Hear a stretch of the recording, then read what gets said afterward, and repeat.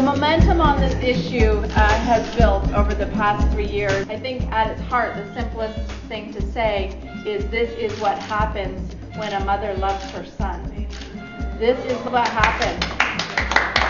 And it proves the point that small things that started small. We were just a small group. We were talking about it in my office, and Margaret said, do you think I could raise this issue at Queen's Park?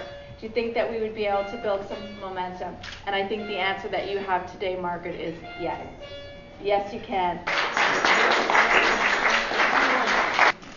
I really would like to thank Laurel Broten for all her support over the years. Since 1997, my family has epilepsy.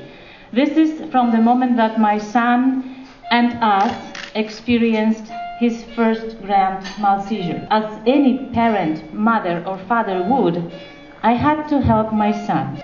Each day, an average of 42 Canadians learns that they have epilepsy. 1/3 of these people do not respond to the best available treatments and suffer uncontrolled, debilitating seizures. People with epilepsy don't want to admit to having it, fearing the stigma associated with and the misunderstanding of epilepsy.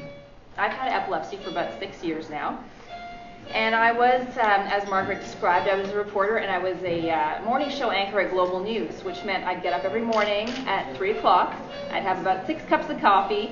I'd write a bunch of scripts, have 6 more cups of coffee, get on air, and speak live for 3 hours. One day we were at the cottage for Thanksgiving, my husband's cottage, family cottage. And I woke up Saturday morning and I had this pounding headache, and I thought, oh, it's probably because I slept in. It was 7 o'clock, so that's like sleeping in for 4 hours, a big deal for me. And I thought maybe it's because I missed my 6 cups of coffee that morning as well. So my husband came into the kitchen and he said to me, honey, you had some kind of weird convulsion last night. And I just kind of laughed. It just seemed strange, a convulsion, bizarre. But I promised him I would go see a doctor. We have amazing medical care here. We have lots of expertise. We have the necessary testing facilities, and by the end of the day, I knew that I didn't have any of the really scary things that I was afraid of. I knew I didn't have a brain tumor or an aneurysm, and that I wasn't going to die. So when I found that out, I was very relieved. And then when I found out I had epilepsy, I thought, great, hey, I'm not dying, and there's a pill for that, isn't there? And there is a pill. There are many, many pills. And for some people, about 30% of people who have epilepsy, the pills don't really work, and I'm part of that 30%. I still get seizures. They will not go away completely because of medication, because of the medications that exist right now.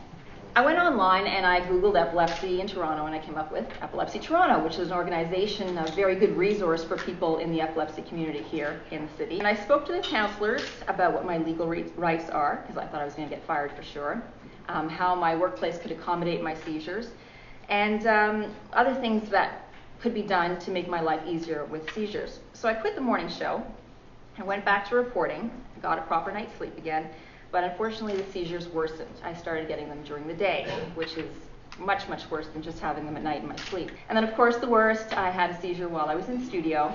I was about to present my report, sitting next to the anchor. We're in a commercial break, and then I took a dive, had my seizure in the studio, and that's when I thought, really I was going to have to make some changes in my life. I felt really isolated and confused because obviously, I'm able and I have a career and I have a family and everything's good, but I also have a disability. And how am I going to handle that? How am I going to incorporate that into my life? What do you do if you don't qualify for disability benefits, but you can't get a job either because people are afraid to hire you? What if you do have a job, but you don't have benefits, so you can't afford to pay for all the expensive medications that aren't covered by other programs? If you don't have access to a specialist in your area, if you live 200 kilometers from a city like Toronto, how do you get your appointments? You can't drive. Taking transit's not that great. So those are all things that people need support with. They're issues that can't be resolved just with fundraisers and with support groups. We need to have policies in place so that people with seizure disorders can achieve their potential.